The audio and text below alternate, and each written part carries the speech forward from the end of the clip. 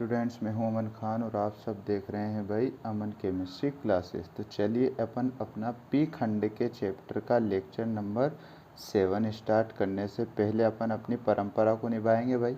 क्या देखा लेक्चर 6 में भाई? अपन ने देखा था रासायनिक अभिक्रियाशीलता की प्रवृत्ति, मतलब वर्ग 13 के तत्व कौन सी भाई? +3 ऑक्सीडेशन स्टेट दिखला रहे थे, लेकिन उनमें थेलियम भाई, कौन? Tl थेलियम ऐसा था जो +1 ऑक्सीडेशन स्टेट पर सबसे ज़्यादा स्थायित्व बताता था भाई। ठीक, ऐसा क्यों होता था सर? ऐसा आपने बताया था अक्रिय युग्म प्रभाव की वजह से होता था सर। और सर ये अक्रिय युग्म प्रभाव जो होता था ना, उसकी ट्रिक आपने हमें बताई थी कि इनके बाह्यतम कक्षक में 18+2 इलेक्ट्रॉन का रूल फॉलो होगा। मैंने कहा बिल्कुल सही बात है भाई, ऐसा ही था। फिर अपन ने देखी थी सर H2 से योग देखा था, जिसमें MH3 बन रहा था। कब? H2 के योग से, मतलब H2 से क्रिया पर। हमने देखा हेलोजन, मतलब X2 से योग। X2 को अपन ने क्या बोला था सर? अपन ने हेलोजन को X से इंडिकेट किया था, तो आपके पास MX3 बन रहा था सर। ठीक है सर, दोनों के दो दो मोलिक्यूल आ गए थे आपके पास बैलेंस करने के बाद। ठीक, उसमें आपने फिर नाइट्रोजन से योग देखा तो Mn बन रहा था, मतलब मेटल का नाइट्राइड बन रहा था भाई। ठीक है, इसमें आपने इंपॉर्टेंट नोट लिखे थे, बोरोन और एल्यूमिनियम में यह अभिक्रिया उच्च ताप पर, मतलब ये दोनों अभिक्रियाएं बोरोन और एल्यूमिनियम में हाई टेम्परेचर पर संपन्न होती है, और वर्ग में ऊपर से नीचे जाने पर, मतलब बोरोन से कहाँ तक भाई? बताइए ना, थेलियम तक। बोरोन से थेलियम तक जाने पर नाइट्रोजन के लिए क्रियाशीलता क्या होती थी सर? कम हो जाती थी। ठीक है सर, वर्ग में ऊपर से नीचे जाने पर, अर्थात बोरोन से थेलियम तक जाने पर नाइट्रोजन के प्रति क्रियाशीलता कम हो जाती थी। फिर आपने O2 से रिएक्शन पढ़ी सर। ठीक है, O2 से रिएक्शन किसकी करा रहे थे आप? वर्ग 13 के तत्वों की करा रहे थे, तो आपके पास बन रहा था M2O3 बन रहा था सर। ठीक, ओके सर, कोई दिक्कत नहीं है, आपने सबकी रिएक्शन हमें लिखवा दी थी। फिर आपने सल्फर से क्रिया कराई सर। ठीक है, किससे भाई? सल्फर से क्रिया कराई, तो आपके पास M2S3 बन रहा था सर। ठीक है, फिर आपने अम्लों के साथ क्रिया कराई, और अम्लों के साथ क्रिया कराते ही आपने बोला था मेटल के तो दो तथा सल्फेट, मेटल सल्फेट बनेगा सर। ठीक है, और इसके साथ आपने एक बात और बताई थी, H2 गैस की मुक्ति हो जाएगी, मतलब H2 गैस निष्कासित हो जाएगी। फिर आपने बताया था क्षारों से क्रिया कराई थी। जैसे ही आप क्षार से क्रिया कराते हो तो क्या बनाती है? सोडियम का लवण बनाती है। जैसे अपन ने एल्यूमिनियम की कराई थी, एल्यूमिनियम की NaOH से कराई, फिर आपने जल में उनको डाल दिया। ठीक है भाई, रिएक्शन कराई, तो आपने क्या बोला था सर? बताइए ना, एल्यूमिनियम का सोडियम लवण। ठीक है भाई, सोडियम एल्यूमिनियम ऑक्साइड बनता था और H2 गैस मुक्त हो रही थी। ये सब रिएक्शन हैं जो अपन पिछले लेक्चर में पढ़कर आ गए हैं भाई। ठीक, फिर अपन ने उसके बाद एक क्वेश्चन भी देखा था, तो वो क्वेश्चन आपकी स्क्रीन पर ये रहा भाई। बोरोन क्षार के साथ क्रिया करता है तो क्या बनाता है? इसके ऊपर मैंने आपको लिखवा रखा है, यही लिखवा रखा है भाई। बोरोन के साथ क्रिया कर बेरिक अम्ल का सोडियम लवण क्या बनेगा भाई? बेरिक अम्ल का सोडियम लवण बनता है भाई। कोई दिक्कत नहीं है सर। ठीक है सर, इसको अपन क्या बोलते हैं? बेरिक अम्ल का सोडियम लवण बोलते हैं, और साथ में H2 गैस की मुक्ति होती है। ठीक, ये अपने कल का लेक्चर पूरा हो गया समाप्त। ठीक सर, अब अपन अपने लेक्चर नंबर 7 की स्टार्टिंग करेंगे भाई, जिसमें अपन ने क्या होता है जब क्वेश्चन लिखा था, उस अपन ने छोटा वाला पहला क्वेश्चन पढ़ लिया था। अब अपन छोटा वाला दूसरा, भाई ये काम अपने कल के लेक्चर का है। ठीक है, तो इसको बिना उतारे आप फर्स्ट वाले के बाद छोटा वाला सेकंड क्वेश्चन उतारेंगे। देखिए भाई, एल्यूमिनियम तनु H2SO4 के साथ क्रिया करता है। क्वेश्चन आया आपके पास, एल्यूमिनियम तनु सल्फ्यूरिक अम्ल, आप जानते हो H2SO4 एक अम्ल होता है जिसका नाम होता है सल्फ्यूरिक अम्ल, तनु सल्फ्यूरिक अम्ल के साथ क्रिया करता है। तो आपको मैं एक हिंट दे देता हूँ भाई। ठीक है सर। लवण बनाएगा तथा H2 गैस मुक्त करेगा। ओके सर, बिल्कुल।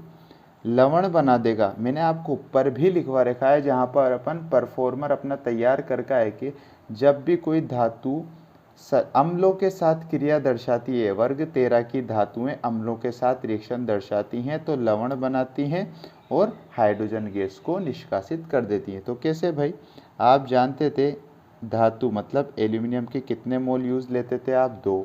इसको आप किससे रिएक्शन करा दोगे भाई, H2SO4, जो आपको पर क्वेश्चन में दे रखा है। ठीक भाई, आपने करवाया तो आप जानते थे, आपने हिंट में लिखा था ना सर, उसमें क्या कहते हैं अपन परफॉर्मर तैयार करके आए थे, M2SO4 का होल थ्वाइस लिखा था क्या। बस ये समझाने के लिए लिख रहा हूँ भाई, ये इसका आंसर नहीं है। ठीक है, हल्के हाथों से पेज पलट लो सर। सर क्यों पलट लें, हमने जहाँ लिख के आए थे ना, हम स्टार पॉइंट एक के बाद एक लिख रहे थे कि जब ऑक्सीजन से क्रिया करेंगे, नाइट्रोजन से क्रिया करेंगे, अम्लों से क्रिया करेंगे, सल्फर से क्रिया करेंगे, तो अपन को उत्पाद के रूप में, प्रोडक्ट के रूप में क्या स्पीशीज मिलेगी। तो मैंने आपको लिखवाया था जब भी अम्लों से क्रिया होती है तो मेटल के तो 2, जबकि SO4 थाइस के रूप में होता है सर। आगे, हाँ सर अब आगे बात समझ। बस मैंने आपको क्या कहा था, अब मेटल की जगह क्या करना है आपको, मात्र एल्यूमिनियम की वैल्यू पुट करना है। तो सर कैसे करेंगे, मेटल की जगह एल्यूमिनियम लिख दिया, 2 की जगह 2 आ गया, बाकी पूरा ऐसा का ऐसा। बाकी आपने क्या बोला था, H2 गैस मुक्त हो जाती है। पक्की बात है सर। अपन इसको बैलेंस करेंगे तो यहाँ पर 3 लग जाएगा, यहाँ पर 3 लग जाएगा सर। ये आपकी रिएक्शन पूरी हो जाती है कंप्लीट। कुछ भी नहीं है, रॉकेट साइंस जैसी कुछ चीज़ यहाँ पर अप्लाई नहीं करी भाई।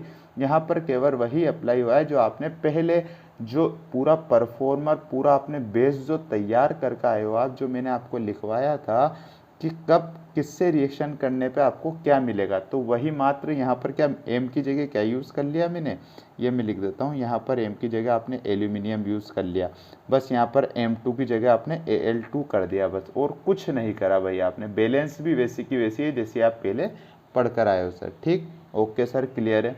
चलते हैं आगे। छोटा वाला थर्ड क्वेश्चन देखिए भाई, क्या होता है जब एल्यूमिनियम सांद्र H2O4 के साथ क्रिया करता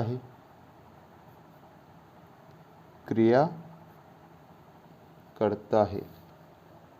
ध्यान रखना, तनु H2SO4 होगा, क्या बोला भाई मैंने, तनु H2SO4 होगा तो लवण बनाता है और H2 गैस मुक्त करता है, जबकि सांद्र H2SO4 होगा तो आप ध्यान रख लेना। तो मैं भी हिंट लिखवा देता हूँ, क्या होगा सर, सांद्र होगा तो हम क्या करेंगे। वैसे आप ध्यान रखना, तनु जो होता है ना, तनु वो पावर में ज़्यादा होता है अकॉर्डिंग टू सांद्र भाई। ठीक है, सांद्र की अपेक्षा में तनु H2SO4 अधिक पावरफुल होता है, ये बात ध्यान रखिएगा आप। ठीक भाई, हिंट क्या लिखोगे, सबसे पहला हिंट लवण बनाएगा, जो आप लवण बना रहे थे वो तो बनेगा, कोमा क्या पहले क्या मुक्त कर रहा था, हाइड्रोजन गैस, अब SO2 गैस को मुक्त करेगा।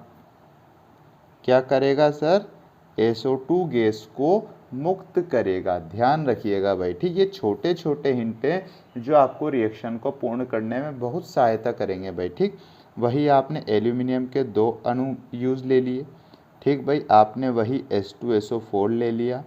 ठीक है सर, यहाँ पर तीर का निशान मतलब रिएक्ट दर्शा दी।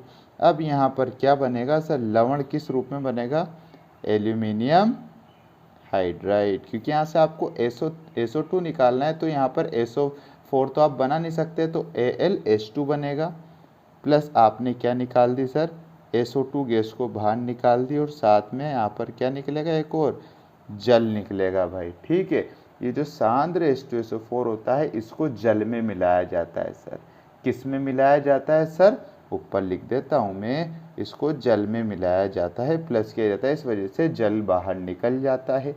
SO2 गैस फुर्र तरीके से बाहर उड़ जाती है और यहाँ पर एल्यूमिनियम का हाइड्राइड बनता है जो एक लवण होता है भाई। ठीक, इसको बैलेंस करोगे तो आप यहाँ पर 3 लगा दोगे, यहाँ पर 3 लगा दोगे और यहाँ पर 2 लगा दोगे, आपकी रिएक्शन बैलेंस हो जाएगी। बैलेंस करना मैंने आपको पिछले 2 से 3 लेक्चरों में बार बार बताया। ठीक है, ये अपना थर्ड क्वेश्चन होता है।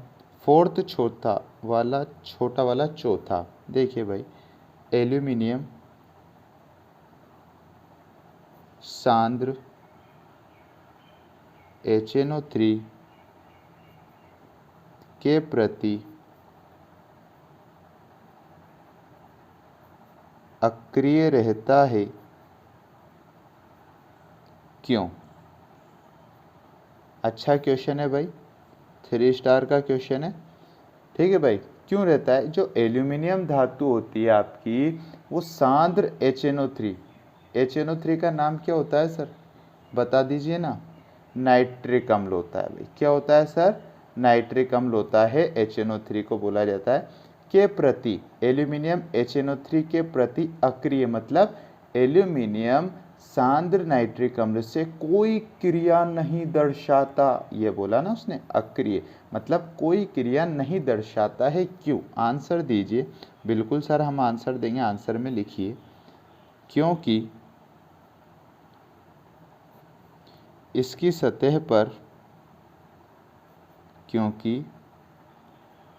सतह पर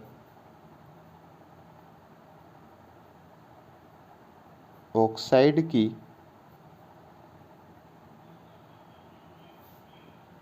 रक्षक परत जम जाती है, इसलिए एल्यूमिनियम सांद्र HNO3 से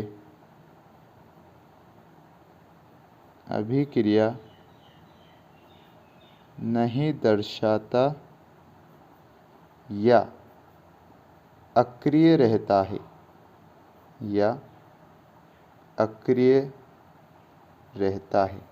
ठीक है सर, कोई दिक्कत नहीं है सर, सिंपल सी बात है। एल्यूमिनियम जो धातु होती है, आपने देखा होगा आपके घरों में कुछ बाहर सामान लोहे का वगैरह का लगा होता है, तो बारिश के समय में उस पर जंग की परत चढ़ जाती है भाई।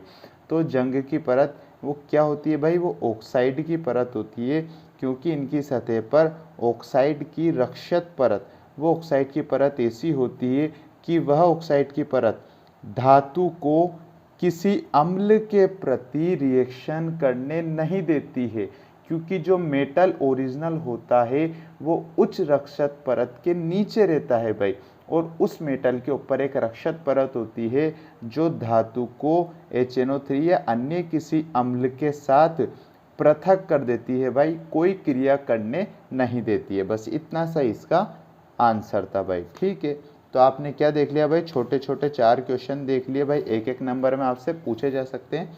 छोटा वाला 5वां क्वेश्चन देखिए भाई, किस में देख रहे हो अभी? क्या होता है जब में। ठीक सर, ओके सर।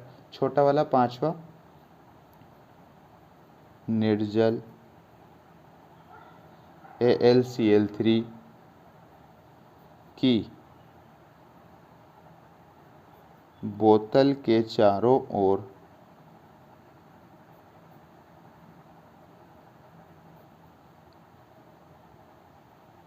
श्वेत धूम्र जाते हैं, क्यों? निर्जल AlCl3 की बोतल के चारों ओर सफ़ेद धुएं बन जाते हैं, श्वेत धूम्र बन जाते हैं, क्यों? आंसर लिखेंगे भाई, ये भी 3 स्टार क्वेश्चन है भाई। ठीक भाई, देखते हैं आंसर, लिखिए। क्योंकि AlCl3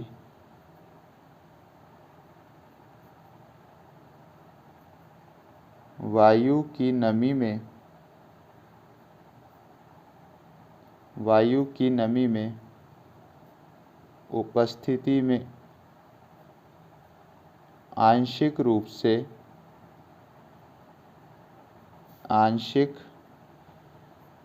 से जल अपघटित होकर HCl मुक्त करता है। यह नमी युक्त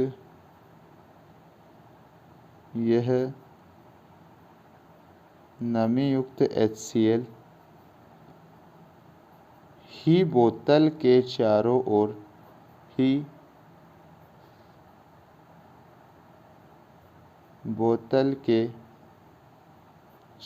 ओर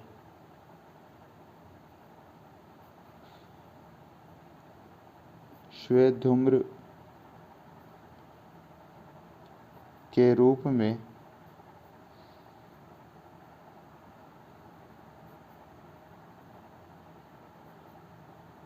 दिखाई देती है।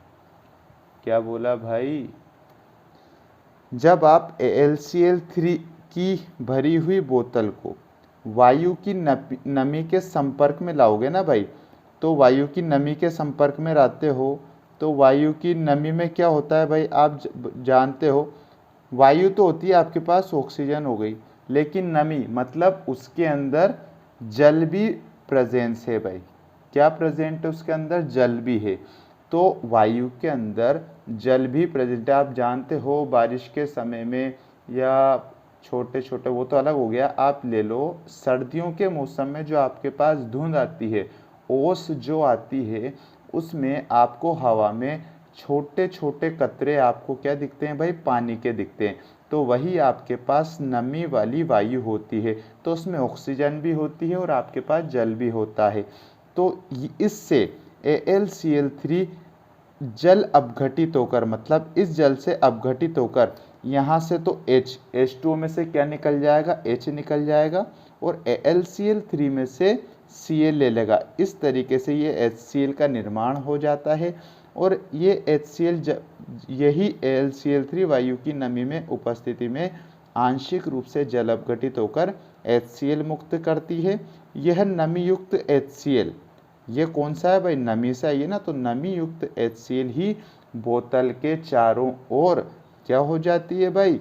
श्वेत धूम्र के रूप में दिखाई देती है। सर इसकी रिएक्शन बता दो, हमें अच्छा लगेगा तो देख लो भाई। ये सबसे पहले आपने क्या लिया सर? ये AlCl3 ले लिया, ओके सर। फिर आपने क्या ले लिया? HOH ले लिया सर। कोई दिक्कत है क्या? नहीं है सर। ठीक है भाई, क्या ले लिया आपने? HOH ले लिया। 3Cl है, 3Cl अटैक करेंगे तो अपन यहाँ पे इसके भी कितने मोल ले लेते हैं भाई? 3 मोल ले लेते हैं। ठीक भाई, AlCl3 लिया। नमी युक्त वायु ली, मतलब वायु तो है इसमें और इसमें नमी है, इसलिए जल भी अपन ने ले लिया। अब क्या बना आपके पास? Aluminium hydroxide. क्या बना?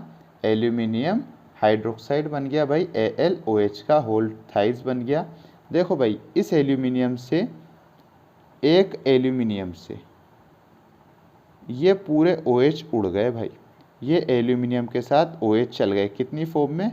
3 की फॉर्म में चल गए। अब इसके पास क्या बच रहे हैं सर? 3 H बच रहे हैं। 3 तो ये 3 H पे भी था, OH पे भी था, तो 3 AlOH का होल थाइज चल गया भाई। 3 OH चल गए, एक एल्यूमिनियम चल गया। यहाँ तक कोई दिक्कत नहीं है सर, ओके। 3 तो क्लोरीन बचे और 3 H बचे, वही मैंने आपको बताया था, जल से ही ये H लेता है। तो क्या बन गया सर? 3 तो क्या बचे सर? H, very good. और 3 ही Cl बचे, तो 3 तो लगा दिया। 3 ही Cl बचे, मतलब ये इस पे भी 3 है, इस पे भी 3 है, ठीक। 3HCl बन गया, जो क्या होता है सर? श्वेत धूम्र होता है। सर अब क्लियर है हमें पूरा है, ठीक है भाई। तो ये आपकी रिएक्शन होती है, कब होती है? जब आप निर्जल AlCl3 की बोतल को नमी युक्त वायु के संपर्क में रखते हो, तो AlCl3 वायु की नमी में उपस्थित जल अपघटित होकर क्या दे देता है भाई? HCl आपको दे देता है। वह क्या होता है? श्वेत धूम्र के रूप में बोतल के चारों ओर दिखाई देता है। ओके सर, एक छोटा सा क्वेश्चन और लिखेंगे सर, लिखिए। बोरोन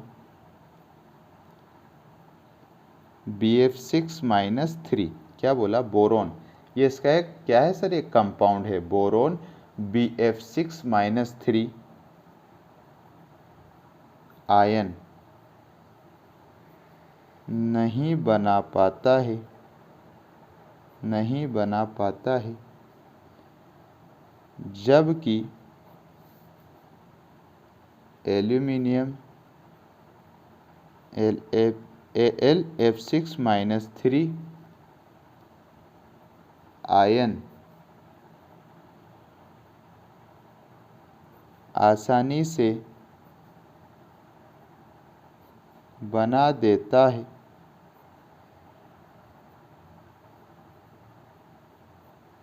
क्यों? क्वेश्चन देखो भाई, अच्छा क्वेश्चन है, 1 नंबर की दृष्टि से क्वेश्चन है भाई। ये पूरा क्वेश्चन आपका किस पे बेस है भाई? ये आपका इलेक्ट्रॉनीय विन्यास पे बेस्ड है। इसलिए मैं आपसे पिछले 2 लेक्चरों से कह रहा हूँ सर कि अगर आपने इलेक्ट्रॉनीय विन्यास वाला अपना लेक्चर नहीं देखा है तो एक बार कृपया करके भाई उस चैप्टर को या उस लेक्चर को देख लेना भाई, आपको बहुत हेल्प हो जाएगी इस चैप्टर में और इनऑर्गेनिक केमिस्ट्री के आने वाले सभी चैप्टरों में। ठीक सर। क्वेश्चन क्या है आपके पास? बोरोन। ठीक है भाई, आप जानते हो आवर्त सारणी में बोरोन 5वें नंबर पे आता है। ठीक सर। बोरोन Bf6-3 आयन नहीं बना पाता है, जबकि एल्यूमिनियम जो होता है वो Al(F6-3) आयन आसानी से बना देता है। क्यों सर? ऐसा क्यों होता है कि ये आसानी से बना देते हैं? आंसर इसका 1 लाइन का है मात्र, तो आप आंसर लिख दीजिए। क्योंकि बोरोन के पास में रिक्त डी कक्षक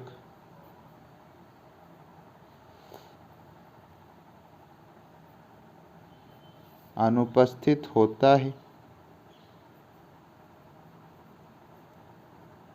जबकि एल्यूमिनियम के पास रिक्त डी कक्षक उपस्थित होता है। ठीक है सर।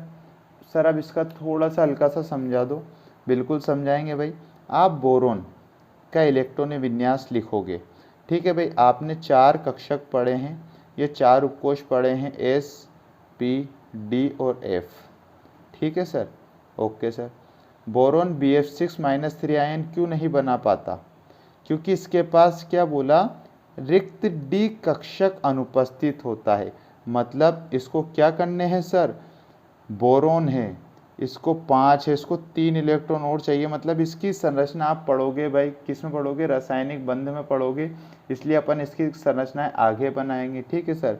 इसके पास 5 होते हैं, इसके पास इतने उपस्थित कक्षक, ये इतने उपस्थित उपकोष होते ही नहीं है कि अपने में इलेक्ट्रॉन को, ज़्यादा इलेक्ट्रॉन को अपने अंदर आकर्षित या समा सके। मतलब कुल मिला के बात यही है, जब भी ये आयन बनाएगा तो इसके पास क्या होना चाहिए भाई? कक्षक होना चाहिए, जिसको ये आने वाले इलेक्ट्रॉन को अपने अंदर समा सके, अपने अंदर क्या कहते हैं उसे अपन, आकर्षित कर सके। इतनी पावर ही नहीं होती बोरोन के पास कि ये 6F वाला आयन बना सके, क्योंकि इसके पास क्या नहीं है? रिक्त डी कक्षक अनुपस्थित है। ठीक सर। जबकि एल्यूमिनियम, ठीक है सर, एल्यूमिनियम का आप इलेक्ट्रॉनिक विन्यास लिखोगे तो आपको उसमें क्या भाई? डी उपकोष भी देखने के लिए मिल जाएगा। सर कैसे मिल जाएगा डी उपकोष उसको देखने के लिए? सर एक बार बता दो ना। तो आप मुझे ये बताओ सबसे पहले कि एल्यूमिनियम कितने नंबर पे आता है सर? दोनों के इलेक्ट्रॉनिक विन्यास लिखवा के बता सकता हूँ, आप बोलो तो। सर लिखवा दो ना, अच्छा लगेगा तो लिख लो भाई, तुम थोड़ी मानोगे। बोरोन 5 नंबर पर आता है, 1s2, 2s2, 2p1। ठीक है सर, कोई दिक्कत है क्या? नहीं है सर।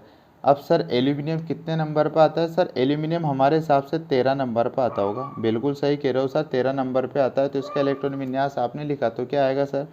1s2, 2s2, 2p6, 6, 7, 8, 9, 10, 3 और चाहिए भाई इसको। ठीक है भाई, तो 3s2 और 3p1 आ गया सर। ठीक है, पक्की बात है क्या? बोरोन का इलेक्ट्रॉनिक विन्यास लिखा और आपने क्या लिखा भाई? एल्यूमिनियम का इलेक्ट्रॉनिक विन्यास ये लिख दिया। अब आप जानते हो क्या होता था भाई, इनकी जादुई संख्या, अपनी जो जादुई संख्या होती थी वो किस तरीके से होती थी? तो सर वो जादुई संख्या कुछ इस तरीके से होती थी, S S P S P S D P S D P S F D P. ठीक है, आगे का अपन लिख नहीं रहे, इतनी ज़रूरत है नहीं अपन को। ठीक है भाई, ये 2 होता था, 8 8 18 18 और 32 मतलब 32। अब देखो सर, उन्होंने अपन से बोला था बोरोन BF6-3 आयन नहीं बनाता, जबकि एल्यूमिनियम जो होता है वो AlF6 का -3 आयन बना देता है। क्योंकि बोरोन के पास रिक्त डी कक्षक, बंध बनाने के लिए भाई इनके पास रिक्त डी कक्षक का होना क्या है भाई, इम्पोर्टेंट है। तो आप बताओ मुझे, आपने 5 नंबर पर आता है तो 5 इलेक्ट्रॉन कहाँ तक भरे? मात्र आप यहीं तक, इस 2 कक्षकों तक, मतलब एक तो S और ये SP तक आप गए, S और ये P भी खाली है सर। इसमें आपको D दिख रहा है क्या सर? नहीं है, इधर भी आपको D नहीं दिखेगा। ठीक सर, अब यहाँ पर आप देखिए भाई, यहाँ पर क्या हो रहा है आपके पास, आप खुद देखिए, एल्यूमिनियम। ठीक है सर, एल्यूमिनियम के पास आप गए, फिर आपने क्या देखा, 1s2 2s2 2p6 3s2 3p1, लेकिन इसके बाद जैसे ही आप जाओगे तो आपको डी कक्षक दिख जाएगा सर, पक्की बात है ना, डी कक्षक दिख जाएगा, इसके बाद आपको नहीं दिखेगा, तो इसमें रिक्त डी कक्षक उपस्थित होता है सर। बस इतनी सी बात है, इतनी बड़ी रामायण याद रखने की आपको कोई ज़रूरत नहीं है, बस आप इतना ध्यान रखना, कोई पूछ ले बोरोन BF6-3 आयन नहीं बनाता है जबकि एल्यूमिनियम AlF6-3 आयन बना देता है, क्यों, इसका कारण बताइए, तो आप यूँ बोल देना, बोरोन के पास तो इतने कक्षक होते ही नहीं हैं सर कि वो अपने पास इलेक्ट्रॉन को समा सके, अपने पास इलेक्ट्रॉन को रख सके, क्योंकि उस पास रिक्त डी कक्षक अनुपस्थित होता है। ठीक है, जबकि एल्यूमिनियम तो 13 नंबर पर आता है, 13 नंबर पर आता है, तो उसके बाद तो कक्षकों की संख्या अधिक हो गई, तो उसके पास आगे आने वाले डी उपकोष रिक्त होता है, तो आने वाले इलेक्ट्रॉनों को अपनी ओर आकर्षित कर सकता है, इस वजह से एल्यूमिनियम AF6-3 आयन बना पाता है। ठीक है सर, ये आपका था क्वेश्चन छोटा सा। ठीक है भाई, आप 2 लाइनें याद रख लो, उसमें आपका काम हो जाएगा सर। ठीक, देखते हैं आगे। लिखिए भाई, बोरोन के कुछ महत्वपूर्ण यौगिक, जो बोरोन पढ़ के आए हो भाई, वर्ग 13 के तत्व में क्या होता था सर?